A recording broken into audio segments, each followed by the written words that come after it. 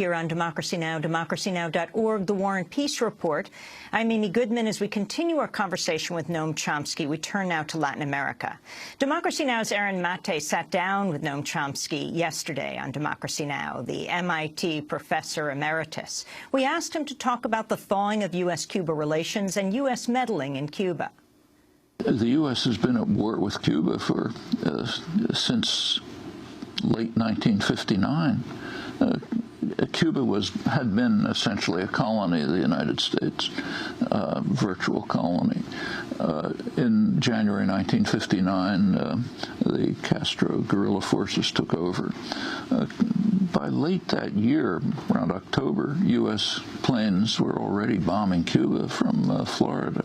In, I think it's March 1960, there was a formal decision internally to overthrow the government. John F. Kennedy came in shortly after, got the Bay of Pigs. After the Bay of Pigs, there was almost hysteria in Washington about how to punish the Cubans for this. Kennedy made some incredible speeches about how, you know, the future of the world is at stake and dealing with Cuba and so on.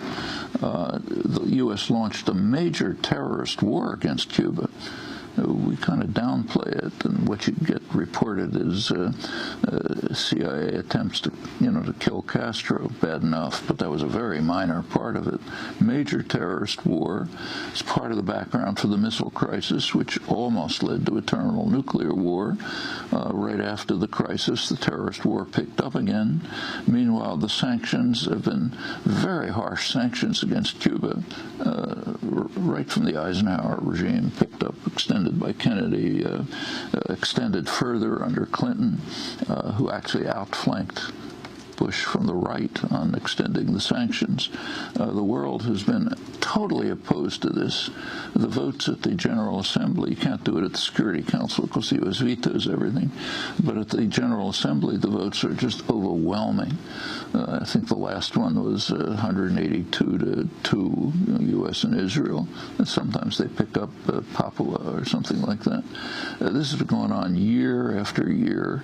The U.S. is utterly isolated, not just on this issue, many others. And finally, notice that Obama didn't end the sanctions.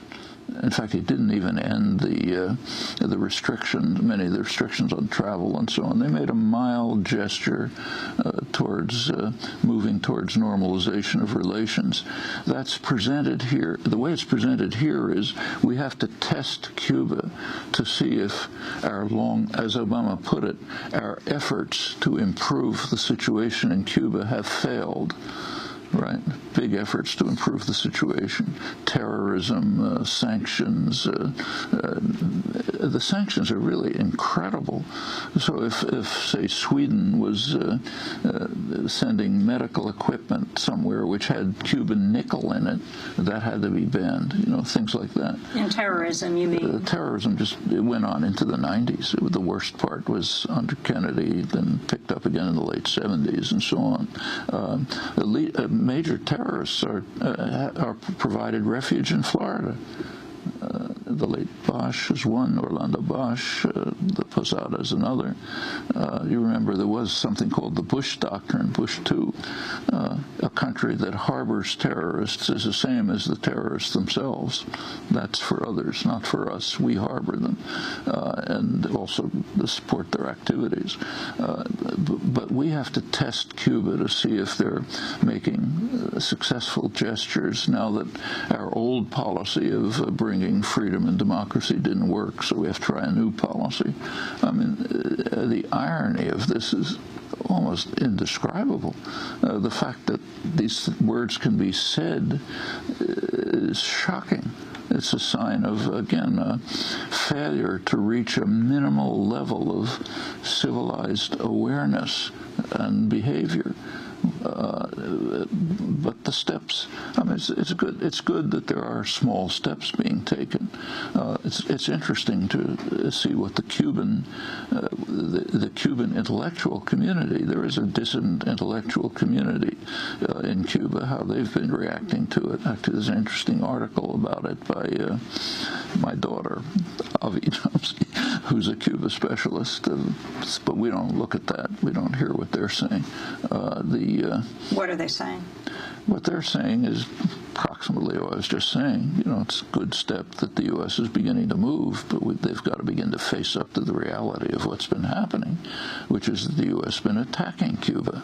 And the primary reason probably for Obama's slight moves are that the U.S. was becoming completely isolated in the hemisphere.